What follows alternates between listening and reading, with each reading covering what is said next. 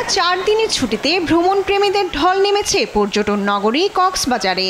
সমুদ্রের নোনা জলে জল কেলি, ঘোড়ায় চড়া কিংবা জেট স্কিতে দূর সমুদ্রে ঘুরে আসা, এভাবেই সময় কাটছে পর্যটকদের। হোটেল মোটেল রিসোর্টগুলো গত 4 দিন ধরে পরিপূর্ণ। এতে স্বস্তিতে ব্যবসায়ীরা। পর্যটকদের চাপ সামাল দিতে বাড়তি সতর্কতা নিয়েছে লাইফগার্ড সদস্যরা।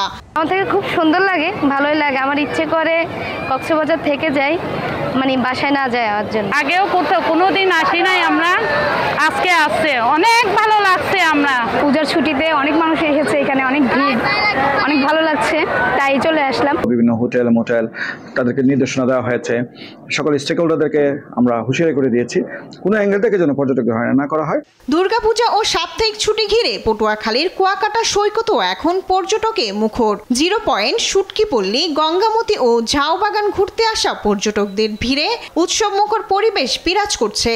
পরিবারের সঙ্গে আমি আসছি কুয়াকাটায় এখানকার সমুদ্র সৈকত অনেক সুন্দর। প্লেসটা হচ্ছে খুবই ফ্রেন্ডলি। এখানে হচ্ছে পুলিশ সদস্য প্লাস আর্মি সদস্য যারা আছে ওনারা খুব আমাদেরকে হচ্ছে কোঅপারেটিভ টাইপের একটা সহযোগিতা করে থাকে সকল ধরনের।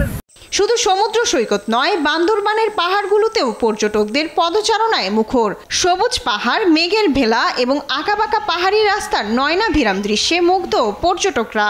বিশেষ করে বৃষ্টি স্নাত দিনে পাহাড়ের চূড়ায় ভেসে বেড়ানো মেঘের খেলা দেখতে নীলাচল ও নীলগিরিতে উপচে পড়া ভিড় রয়েছে।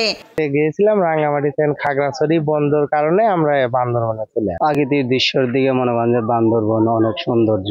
একই সাথে পাহাড়, মেঘ, ঝর্ণা এই সব কিছু দেখতে পেয়ে আমার খুবই ভালো লাগে।